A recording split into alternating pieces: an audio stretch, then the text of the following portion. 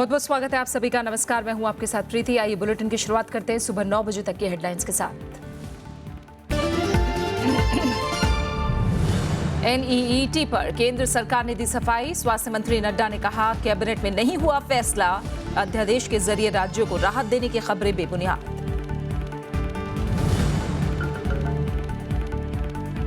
जयललिता का सोमवार को शपथ ग्रहण, छठी बार बनेंगी तमिलनाडु की मुख्यमंत्री। असम में 24 को सोनोवाल लेंगे शपथ।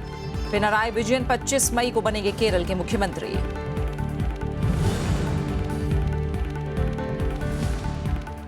RBI को फैसले लेने की मिले आजादी, गवर्नर रघुराम राजन का बयान। केंद्रीय बैंक की नीति हो आम लोगों की सुविधा पर केंद्रित।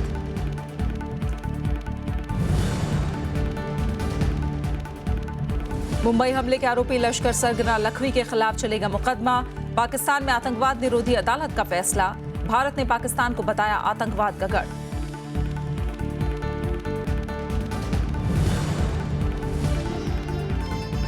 और रुआनु तूफान से ओडिशा और आंध्र प्रदेश में भारी तबाही। अगले 24 घंटे हो सकते हैं खतरनाक। मछुआरों को समुद्र में ना जाने की सलाह। उत्तर भारत में गर्मी से राहत नहीं।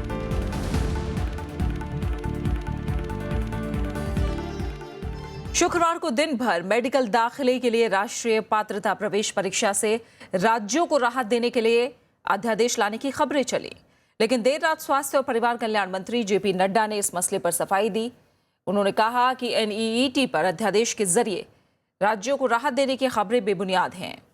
दरअसल कल कैबिनेट की बैठक हुई और उसके बाद राज्यों को इस साल तक के लिए NEET से राहत मिलने की खबर आई। स्वास्थ्य मंत्री JP नड्डा ने स्पष्ट किया कि नीट लागू हो चुका है। इससे पहले चरण में परीक्षाएं हो चुकी हैं और दूसरे चरण में समय पर ही यानी 24 जुलाई को देश भर में कॉमन मेडिकल परीक्षा होगी। उन्होंने कहा कि राज्यों की तरफ से उठाई गई चिंताओं को दूर करने के लिए राय मशवरा की प्रक्रिया जारी है और केंद्र सरकार 1-2 दिन के भीतर इसका समाधान निकाल लेगी। कहा गया है कि national eligibility entrance examination test को कहीं न कहीं केंद्र सरकार किसी ऑर्डिनेंस के तहत नीट को समाप्त करने की कोशिश कर रही है। यह बिल्कुल बेबुनियाद है, इसमें कोई भी तथ्य नहीं है। We are consulting and we are seeing to it that a foolproof arrangement is made and latest by tomorrow or day after tomorrow will be coming to a conclusion which I will be coming out with details to all of you accordingly. और इससे पहले कांग्रेस समेत तमाम विपक्षी दलों ने medical दाखिले के लिए NEET से राहत देने के लिए केंद्र सरकार की किसी भी कवायद की निंदा की। कांग्रेस का कहना है कि राज्य की सरकार मेडिकल लॉबी को फायदा पहुंचाने के लिए अध्यादेश का रास्ता चुन रही है, जो गलत है। आम आदमी पार्टी ने भी केंद्र सरकार पर निजी कॉलेजों को फायदा पहुंचाने का आरोप लगाया। वहीं NEET के खिलाफ आवाज उठाने वाले अब सुप्रीम कोर्ट जाने की तैयारी में हैं। वहीं NEET के पक्ष में याचिका दायर करने वाले वकील अमित कुमार ने एक प्रवेश परीक्षा से छेड़छाड़ करने के केंद्र के कदम के खिलाफ सुप्रीम कोर्ट जाने की बात कही है। Modi government is trying to help private medical colleges who are charging capitation fee of 60 to 80 lakh from every student aspiring to be a doctor in this country. With this view, the National Eligibility and Entrance Test, NEET, which was espoused by the Congress government in 2010 and has been a subject matter of litigation till Supreme Court decided it, is being sought to be deferred by way of ordinance. Student विरोधी और medical education के विरोध में है। ये medical standard को गिराएगी, क्योंकि एक नीट होने का मतलब एक सिलेबस और एक समान आधार पर बच्चों को एग्जाम लेना। और ये जो यदि स्टेट को एग्जाम्प्ट कर रही है, उसके पीछे भी मुझे ऑब्जेक्ट समझ में नहीं आ रहा है। सोमवार से 5 राज्यों में नई सरकार के गठन की प्रक्रिया शुरू हो जाएगी। CPM नेता पिनराई विजयन केरल के नए मुख्यमंत्री होंगे। वो 25 मई को शपथ लेंगे। उधर पश्चिम बंगाल में TMC विधायक दल की बैठक में ममता बनर्जी को नेता चुना गया। उनका शपथ ग्रहण कार्यक्रम 27 मई को होगा। असम में पहली BJP सरकार 24 मई को शपथ लेगी। केरल में भारी बहुमत के साथ सत्ता में लौटी LDF गठबंधन सरकार की अगुवाई पिनराई विजयन करेंगे। CPM मुख्यालय में पार्टी नेताओं ने इसका फैसला किया। बैठक में पार्टी महासचिव सीताराम येचुरी और पोलित ब्यूरो के सदस्य प्रकाश करात भी मौजूद थे। Comrade Pinarayi Vijayan will be proposed as the leader of the LDF legislature party. So on that basis now, Comrade Kodieri as the secretary will conduct the discussions with the other LDF partners. मुख्यमंत्री पद की race में शामिल VS Achuthanandan को party सचिवालय बुलाकर इस फैसले की जानकारी दी गई, जिसके तुरंत बाद वो बैठक छोड़कर चले गए। Comrade VS is like Fidel Castro for Kerala, like Fidel is for Cuba today, advising, guiding and inspiring. Comrade VS will continue to play that role. उधर यूडीएफ नेता और मुख्यमंत्री ओमान चांडी ने नई सरकार को सहयोग का भरोसा दिलाया है। From the UDF side, we will give all practical help to the new government for the welfare of the development of the state. पश्चिम बंगाल में टीएमसी के निर्वाचित विधायकों की बैठक हुई। पार्टी महासचिव पार्था चटर्जी ने ममता बनर्जी के नाम का प्रस्ताव रखा और विधायकों ने इस पर मुहर लगाई। ममता बनर्जी 27 मई को लगातार दूसरी बार राज्य की कमान संभालेंगी।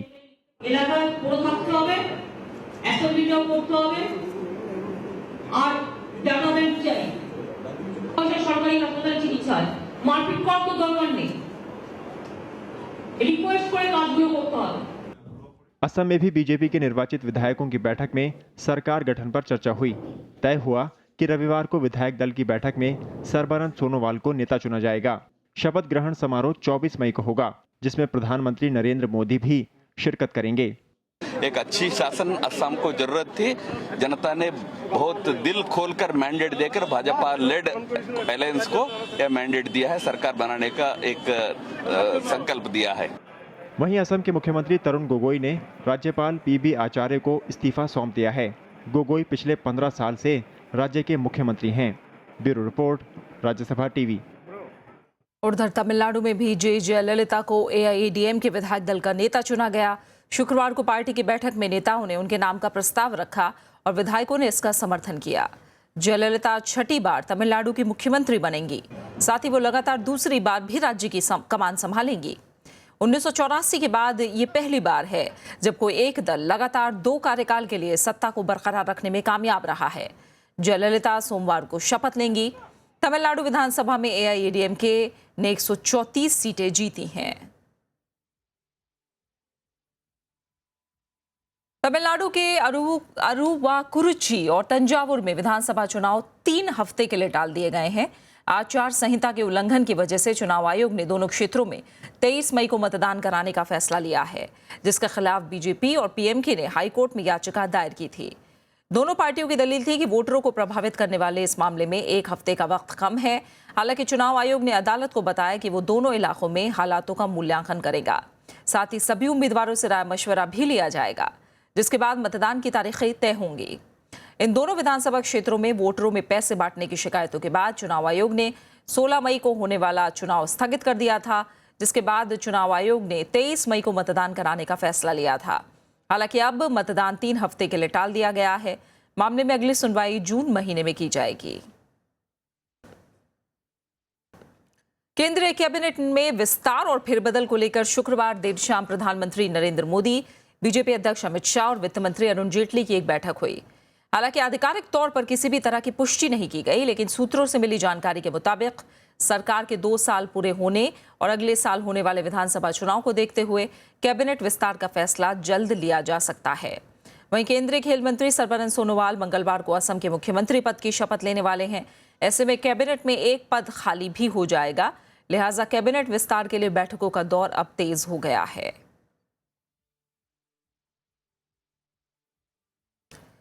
उत्तराखंड हाईकोर्ट ने स्टिंग मामले की सीबीआई जांच पर रोक लगाने से इनकार कर दिया है। कल मुख्यमंत्री हरीश रावत की याचिका पर सुनवाई के दौरान हाईकोर्ट ने सीबीआई से जवाब मांगा। साथ ही हरीश रावत को सीबीआई के साथ जांच में सहयोग करने को कहा है। इस मामले की अगली सुनवाई 31 मई को होगी।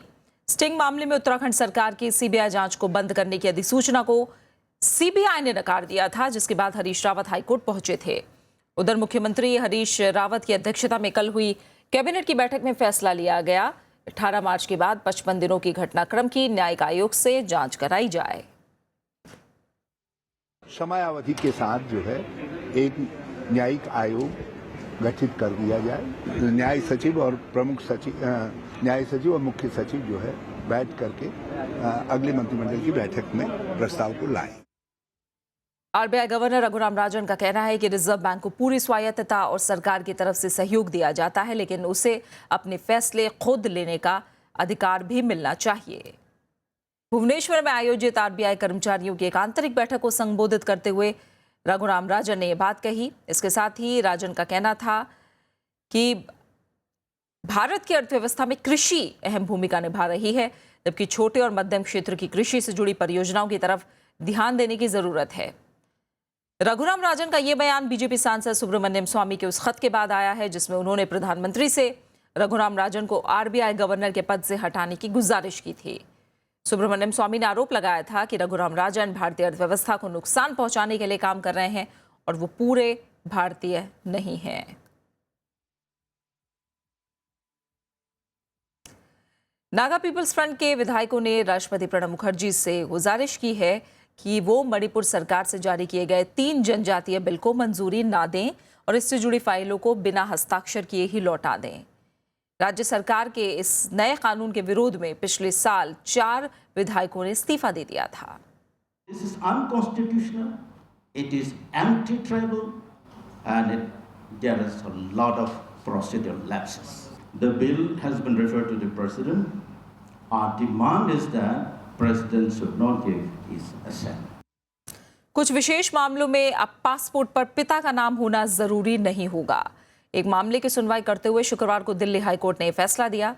हाईकोर्ट का कहना था कि कानून के लिहाज से अगर बेहद ही जरूरी हो तो ही ऐसे मामलों में पिता के नाम की मांग की जानी चाहिए, जबकि सामान्य मामलों में पासपोर्ट पर केवल मां का नाम ही काफी है। दरअसल रीजनल पासपोर्ट ऑफिस ने एक लड़की से पासपोर्ट बनवाने के वक्त पिता का नाम मांगा था, लेकिन लड़की ने इसके खिलाफ कोर्ट में याचिका दायर की थी। हाईकोर्ट का कहना है कि अलग अलग कारणों से सिंगल पेरेंट की तादाद बढ़ रही है, लिहाजा ऐसी विपरीत स्थितियों में पिता का नाम पूछा जाना सही नहीं है। ऐसे मामलों में मां का नाम ही काफी रहेगा।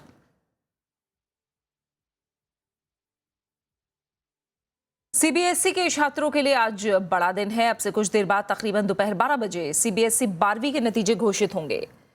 इस साल 12वीं में 10,67,000 से ज्यादा छात्रों ने सीबीएसई की परीक्षा दी थी। नतीजों के बाद छात्रों और अभिभावकों को सलाह के लिए 4 जून तक काउंसलिंग चलेगी। सीबीएसई इस बार छात्रों को उनके डिजिलॉकर में डिजिटल मार्कशीट भी उपलब्ध कराएगा।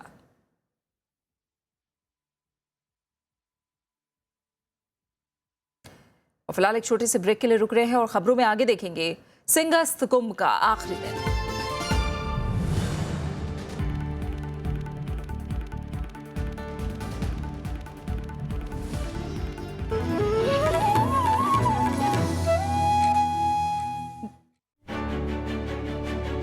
कलम गवाह है में इस बार देखिए वरिष्ठ पत्रकार और संपादक मामन मैथ्यू से बातचीत का पहला भाग। Many of the so-called journalists which we had used to say, owners are not professionals. I wanted to demolish that theory. In 1965 election or something, we put the old Congress symbol on the page 1, showed how to vote for the Congress. I told our editorial colleague, this is suicidal. कलम गवाह है शीर्ष संपादकों से संवाद सिर्फ Rajya Sabha television पर। –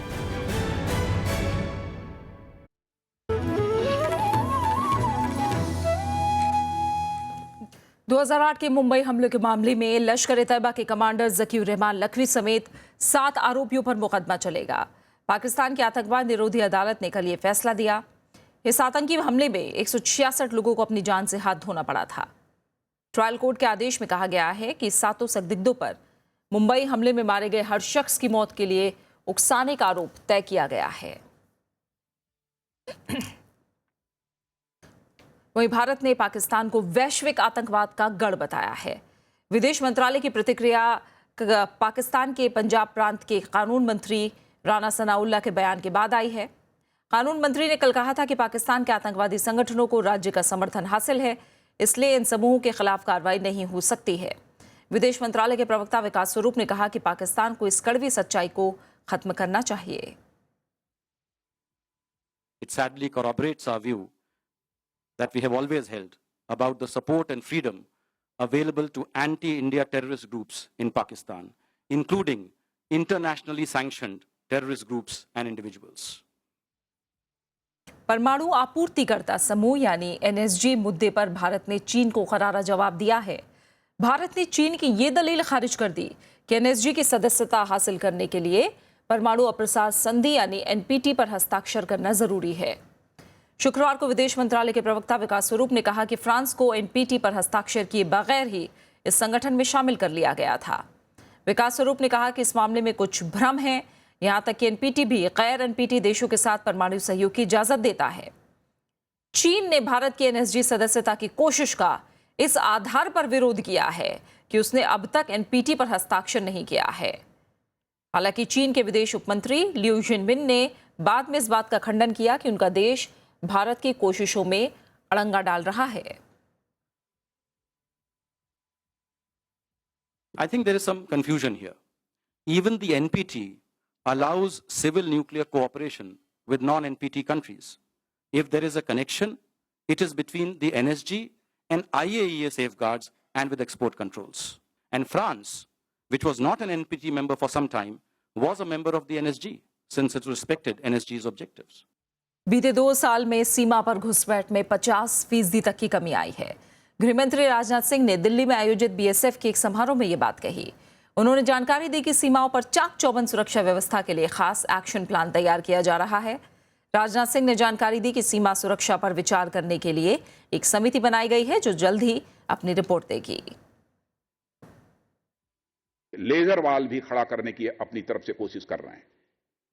नए नए टेक्नोलॉजिकल इंटरवेंशंस क्या हो सकते हैं, तकनीकी हस्तक्षेप क्या हो सकते हैं, उस पर भी विचार हुआ है और उनका भी प्रयोग सीमाओं की सुरक्षा के लिए हो रहा है। बात मौसम की। अप्रैल महीना अब तक का सबसे गर्म महीना था। विश्व मौसम संगठन के मुताबिक अप्रैल में तापमान 20वीं सदी के औसत तापमान से 1.1 डिग्री ज्यादा रहा। अप्रैल में लगातार 12वें महीने तापमान का रिकॉर्ड टूटा है। संगठन का कहना है कि गर्मी बढ़ने की मुख्य वजह जहरीली गैसों के उत्सर्जन में बढ़ोतरी है। पेरिस जलवायु समझौते में तापमान में बढ़ोतरी को 2 डिग्री सेल्सियस से कम रखना है। हालांकि विश्व मौसम संगठन का कहना है कि अगर कार्बन डाइऑक्साइड के उत्सर्जन मौजूदा दर से बढ़ता रहा तो ये लक्ष्य 2 पीढ़ियों बाद हासिल होगा। देश के उत्तरी और पश्चिमी इलाकों में पारा उफान पर है। देश के कई इलाकों में पारा 45 डिग्री के पार पहुंच गया है। राजस्थान के फलौदी में लगातार तीसरे दिन पारा 50 डिग्री के पार चला गया। दूसरी तरफ अहमदाबाद में शुक्रवार को पारा 48 डिग्री के पार पहुंच गया। यहां गर्मी ने पिछले 100 साल का रिकॉर्ड तोड़ दिया है। चंडीगढ़ में भी पारा 42 डिग्री तक रिकॉर्ड किया गया। गर्मी के चलते लोगों का घरों से निकलना मुश्किल हो गया है। मौसम विभाग ने 27 से 30 के बाद गर्मी से राहत का अनुमान जताया है। अहमदाबाद में 100 ईयर्स रिकॉर्ड ब्रेक हुआ है।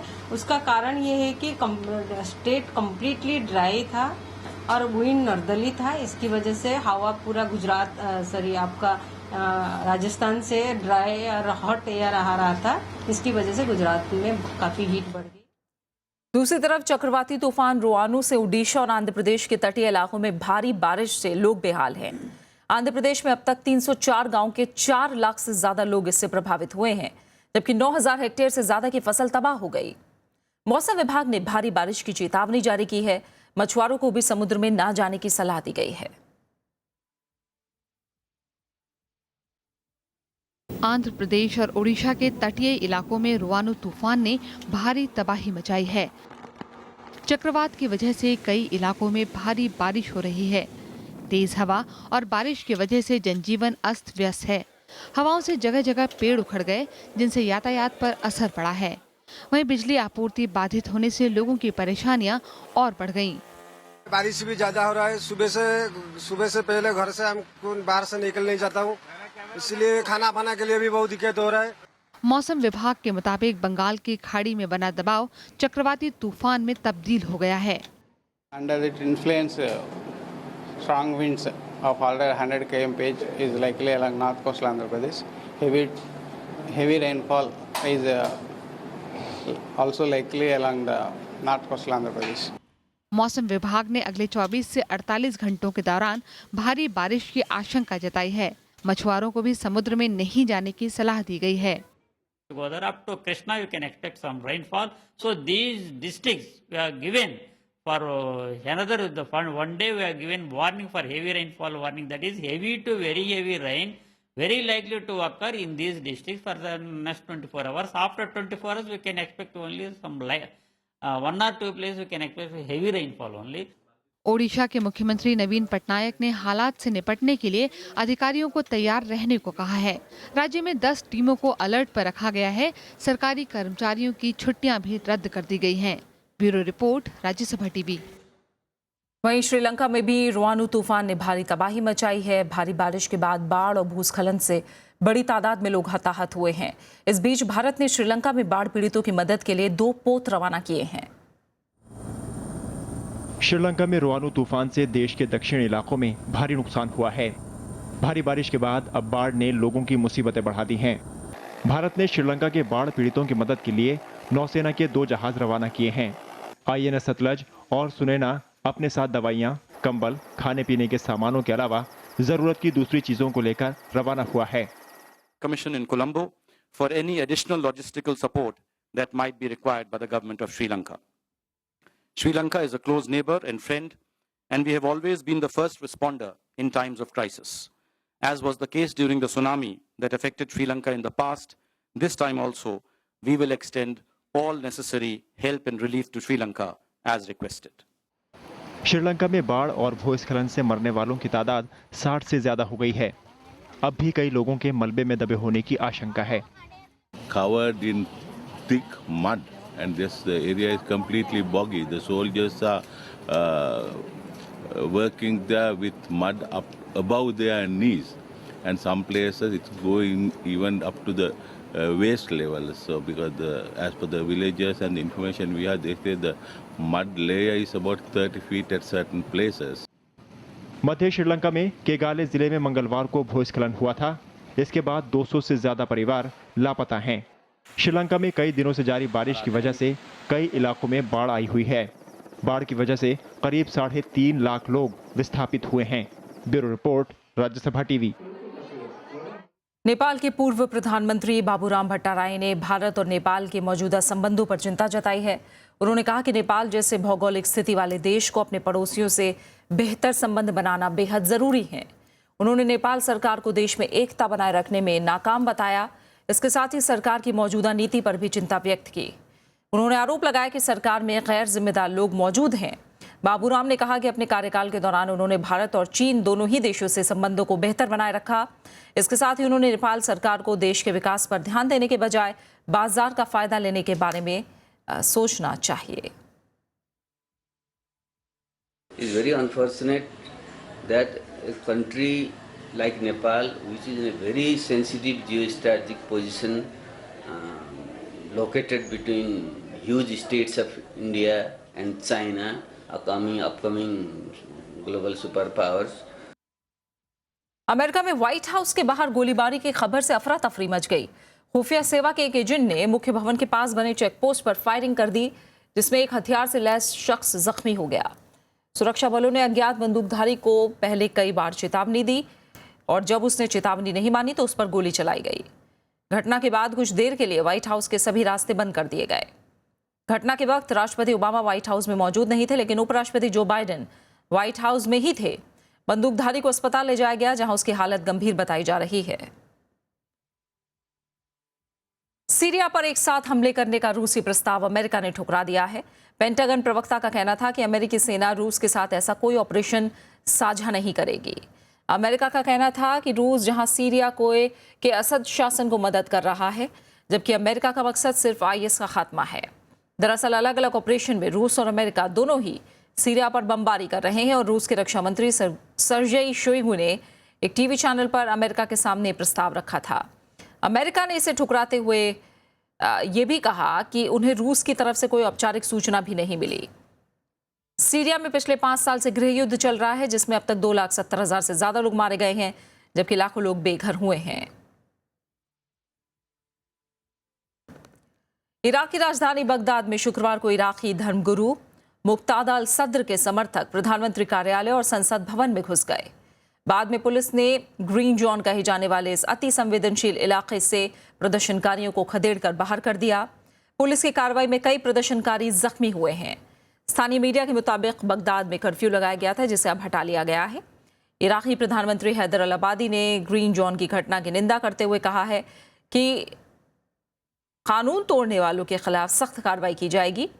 अल सद्र के समर्थक बीती 30 अप्रैल को भी इस इलाके में दाखिल हुए थे। प्रदर्शनकारी बीते कई हफ्तों से इराक में सुधारों, सुरक्षा, नई सरकार और देश से भ्रष्टाचार के खात्मे की मांग कर रहे हैं।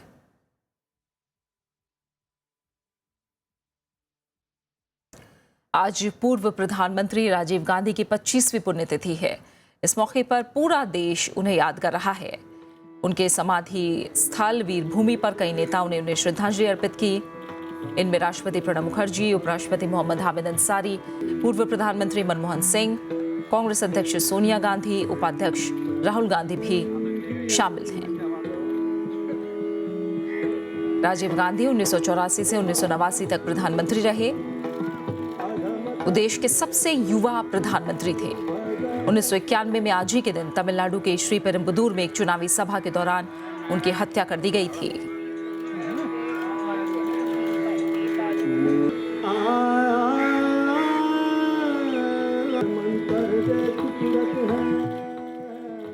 मध्य प्रदेश की धार्मिक नगरी उज्जैन में चल रहे सिंहस्थ कुंभ का आज आखिरी दिन है। यहाँ आज तीसरा और आखिरी शाही स्नान किया जा रहा है। 1 महीने तक चले इस धार्मिक उत्सव में प्रधानमंत्री नरेंद्र मोदी समेत कई बड़े नेताओं ने हिस्सा लिया। इसके अलावा श्रीलंका के राष्ट्रपति मैत्रीपाला सिरिसेना भी इस बार कुंभ में शामिल हुए। वहीं राज्य सरकार ने सिंहस्थ कुंभ के सफल आयोजन के लिए पुख्ता इंतजाम किए थे। और आखिर में हेडलाइंस पर एक नजर।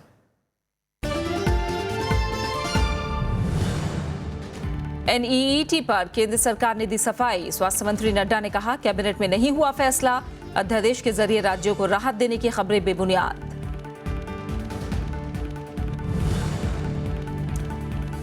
जयललिता का सोमवार को शपथ ग्रहण, 6ठी बार बनेंगी तमिलनाडु के मुख्यमंत्री। असम में 24 को सोनोवाल लेंगे शपथ। पिनराई विजयन 25 मई को बनेंगे केरल के मुख्यमंत्री।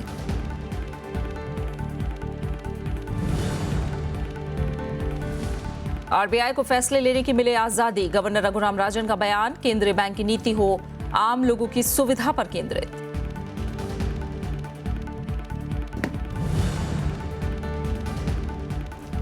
मुंबई हमले के आरोपी लश्कर सरगना लखवी के खिलाफ चलेगा मुकदमा। पाकिस्तान में आतंकवाद विरोधी अदालत का फैसला। भारत ने पाकिस्तान को बताया आतंकवाद का गढ़।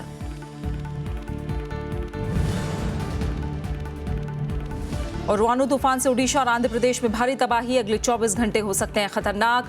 मछुआरों को समुद्र में न जाने की सलाह। उत्तर भारत में गर्मी से राहत नहीं। और फिलहाल इस बुलेटिन में इतना ही। आगे देखिए कलम गवाह है। नमस्कार।